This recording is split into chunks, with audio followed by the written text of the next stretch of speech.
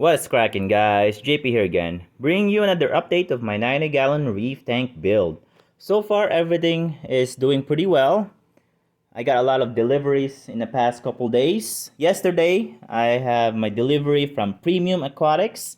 These are metal halides from Reefbrite. Pretty good company, pretty good metal halide. In the same way I mounted it, I just have an L-shaped aluminum with some stainless steel bolts and nuts, and have a plastic nut in between to prevent any kind of corrosion, because they're different metals. So yeah, and then just space it evenly. So there's the T5, a T5 here, and then metal halides, two of them. And I also got one of these flex tubing from electrical section of Menards, and this just protects the wires from getting cut or getting melted. Now these metal halides run pretty cool, so I'm not worried about this overheating, but I can always put a fan, small fan above this, just in case in the future. And then I still need to buy more of those flex tubing because I need to do this area. As for the fan though, I got my shipment from Walmart. This is the AC Infinity. I like about these because they all come in one package. So they are USB. I kind of took it apart. Don't worry about this. They're USB powered. So they come with this adapter. This is the P version because like I said, it comes with adapter. And then they have a controller. So I can control this high to medium, low, and off. So yeah, these are pretty good. I kind of took it apart. These are pretty good though. What is this called? The P? Multi-fan S3P. So there's the model right there. Now there is another one with two fans, but I think that's the 7P. So just find out what you want. The problem was, my screws are too short because they come with this rubber feet, and I need to have like 2-inch or 2.5-inch for those holes, or to fit through the screw and to be long enough. So yeah. Alright, let's move on to the next part.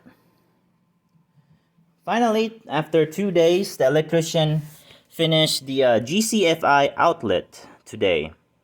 This is 4 plugs, 20 amps. 20 amps, so pretty high amperage capacity. So I can have metal halide here, and then a T5 and a heater, and then I have like extra electricity plugins. Also, I have they replaced these to a better plug because my older one was burnt out. So now I can have extra equipment here that is separate from the other equipment. So in case if that trips, this is still running. So I'll probably have a return pump on this side, and then I have my lights and everything else on there. Alright. Next step is I hooked up my plumbing so that tomorrow I'll move my aquarium onto the tile and do the water testing. Now, I did some extra stuff. I read through the reef to reef that some guy just silicone the bulkhead to the union, just in case if there's any leakage or there's to prevent any salt creep. So yeah, I did not silicone, of course, the bulkhead to the overflow because you want that to be tight with the gasket. You don't want that to be slipping. Pretty good. Next step is I went to Menards, got me some Powerstrip, going old school style. No controller, no Wi-Fi even.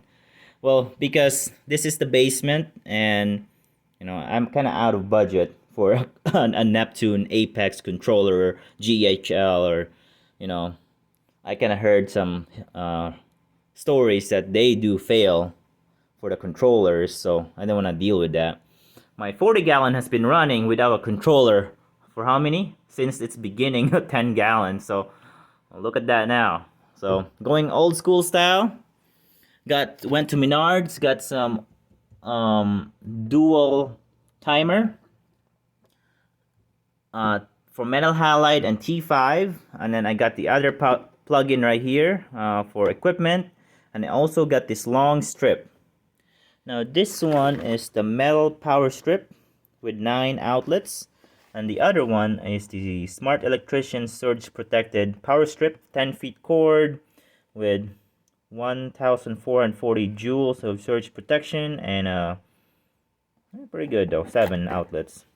Now I probably need another 1 or 2 for dosing pumps and other equipment. I'll just mount it beside here. So yeah. Also, I got one of these switch from Menards. They are individual switch, so you know you can take it out instead of like me pulling it all out. I can actually just turn this off or on, and that is lighted. So yeah, I don't like the DJ Powerstrip because I heard that they can cause fire if you have a lot of amperage going through them. And they're kind of unsafe because they're not UL listed or checked. So I don't want to have a fire in the house. So going old school style, they do work. And I might have like my heater, my power head, my return pump in this section.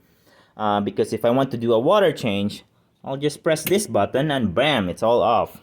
And then when I'm done doing a water change, bam, they're all on. So I don't have to deal with every single section, and then the lights are separate, the pump, the other equipment are separate.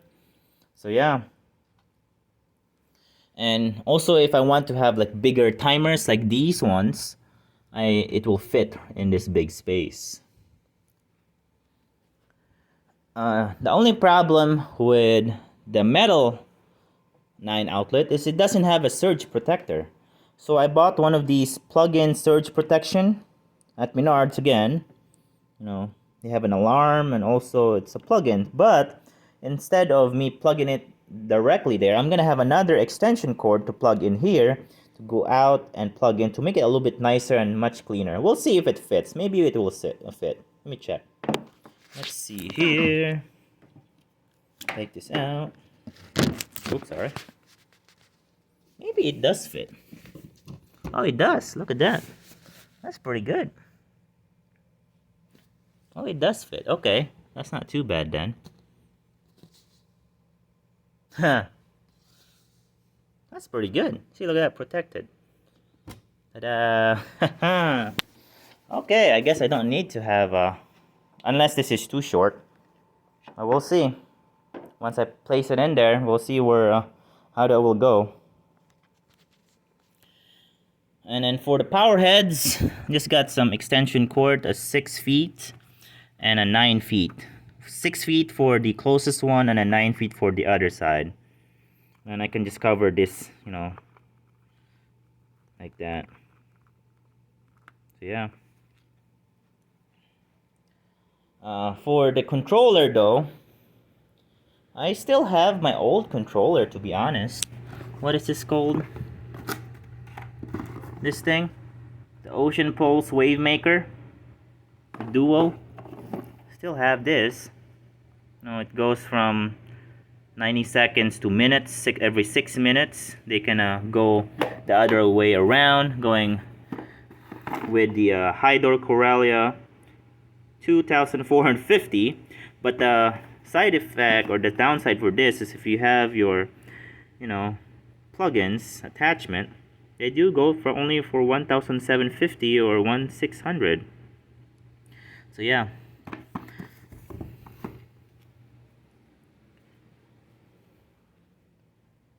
For the ATO, I am going with the Avast Marine ATO. Really old school style. What I like about this is the sensor right here.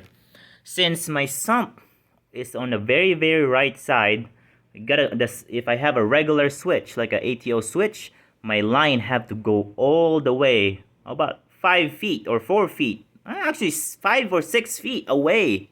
So that's a long line.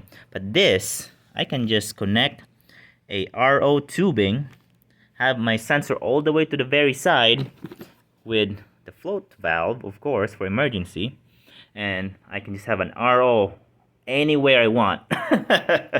So yeah, this is pretty good. I think this should work. I know, right? Pretty good. I like this. And then I might order their calc reactor. They said that they are about 3 weeks out of stock because of supply issues. So I'm gonna do that someday once I got this running. Alright, so that is it for the update, guys. Thanks for watching.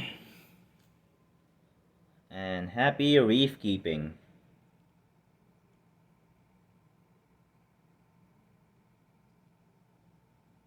Adios.